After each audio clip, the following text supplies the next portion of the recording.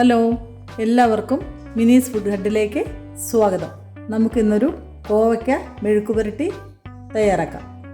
കോവയ്ക്ക നമുക്ക് 1/2 ഗ്ലാസ് വെള്ളം ഒഴിച്ച് ഉപ്പും മഞ്ഞൾപ്പൊടിയും ഇട്ട് ഒപ്പം ഈ തേങ്ങാക്കൊത്തുകൂടെ ചേർത്ത് നമുക്ക് നന്നായിട്ട് വേവിച്ചെടുക്കാം. നമ്മുടെ കോവയ്ക്ക തേങ്ങയും കൂടിയിട്ട് ഇവിടെ നന്നായിട്ട് വെന്ത് കിട്ടിയിട്ടുണ്ട്. നമുക്കിതിനെ ഒന്ന് താളിച്ചെടുക്കാം. പാൻ ഇവിടെ ചൂടായിട്ടുണ്ട്. നമുക്ക് കുറച്ച് എണ്ണ അതിലേക്ക് ഒഴിച്ചു കൊടുക്കാം.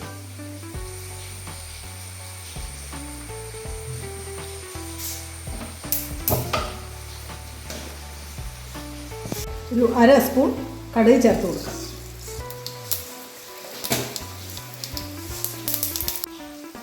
നമുക്കിതിലേക്ക് ചുമന്നുള്ളി, വെളുത്തുള്ളി, കറിവേപ്പില ചേർത്ത് കൊടുക്കാം.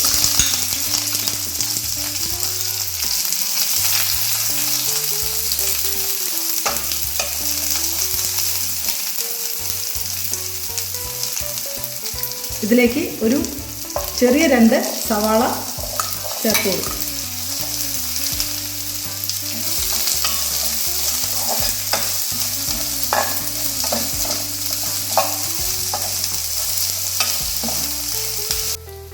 നമുക്കിതിലേക്ക് ഒരു സ്പൂൺ കാശ്മീരി മുളക് പൊടി ചേർത്ത് കൊടുക്കാം.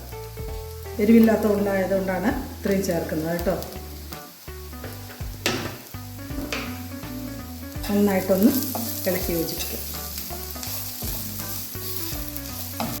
ഇതിലേക്ക് നമുക്ക് വേവിച്ച് വെച്ച തേങ്ങയും കോവയ്ക്കയും കൂടെ ചേർത്ത് കൊടുക്കാം. മഞ്ഞൾപ്പൊടിയും ഉപ്പും ഇട്ട് നമ്മൾ വേവിച്ചതാണ്. ഉപ്പ് നമുക്ക് നോക്കിയിട്ട് വേണമെങ്കിൽ ചേർത്ത് കൊടുക്കാം.